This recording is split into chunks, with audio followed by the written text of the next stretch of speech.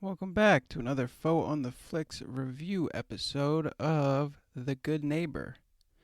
A new mystery movie rated R came out recently, June 17th. Damn, that is pretty recent. That's like today. And I just watched it on the toilet for 2 hours.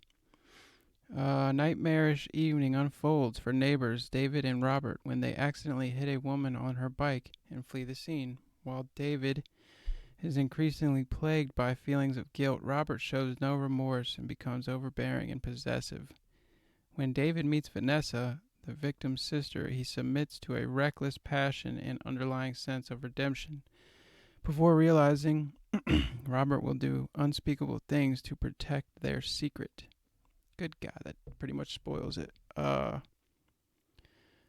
This movie was pretty good. Uh, I give it a like 65. Rotten Tomatoes hasn't rated it, but IMDb gives it a 6.8, which is pretty good for IMDb. They usually shit on pretty decent movies.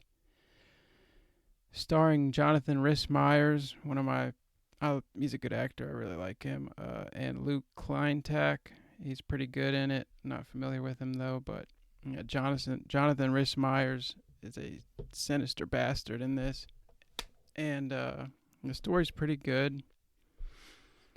It's a little iffy at parts, but basically, Rhys Meyers is like an oddball. It's very vague on the backstory. It doesn't really go in depth very much of why he's the way he is, but he does give his reasons, and they're very bland. And I would like to see more fleshing out of his backstory and how he came to be the man he is in the movie. But basically, it's in Latvia. A journalist from America is mending from a recent breakup, and he moves out there to pretty much get a fresh start, new perspective, and clear his head. And what do you know? His neighbor is Jonathan Rhys Meyers, who's Robert, playing Robert. And he's a kind of an odd cat, very friendly though. They get along right off the bat, and Robert seems like he might be gay for David, but the truth is he just wants I'm not gonna spoil it, but he wants a friend, and he's basically willing to do anything to keep that friendship, and becomes pretty toxic because you start to realize how just how important this friendship is for Robert and David. As I read in the thing, they hit a woman coming back from a bar, and David immediately wants to like report it. He feels guilt. Seems like a decent guy.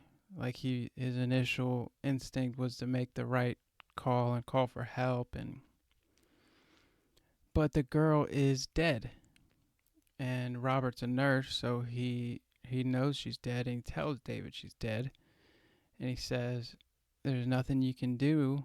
It's an accident." He knows she wasn't supposed to be out in the riding her bike in the middle of the road at night with no light, but he's been drinking, and it will ruin them if they get caught for this. So they leave her there, stranded, dead, and yeah, then it all just starts to unfold. The secrets, the lies, the cover-ups, the close calls. I mean, the investigators start searching. I mean, I'm not gonna spoil it for you. It's a good movie, good short film, a little bit of a thriller, but it's titled as a mystery. More of like a bland thriller, but I enjoyed it. I gave it a 65% on the faux scale. Um, Good gosh, where'd all these flies come from? I thought I was getting rid of them. Got like 8 traps up. Anyways, that was my review of The Good Neighbor, starring Jonathan Rhys Meyers and the other guy. not familiar with, but he does a pretty good job. Jonathan Rhys-Meyers, great actor, kills this in this movie.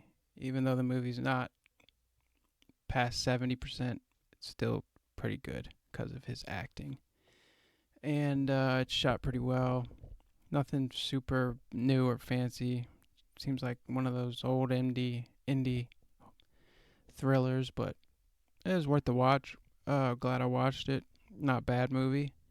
Not too long either, about hour and 45. So that is the review on The Good Neighbor. If you've already seen it and you liked it, let me know what you thought in the comments.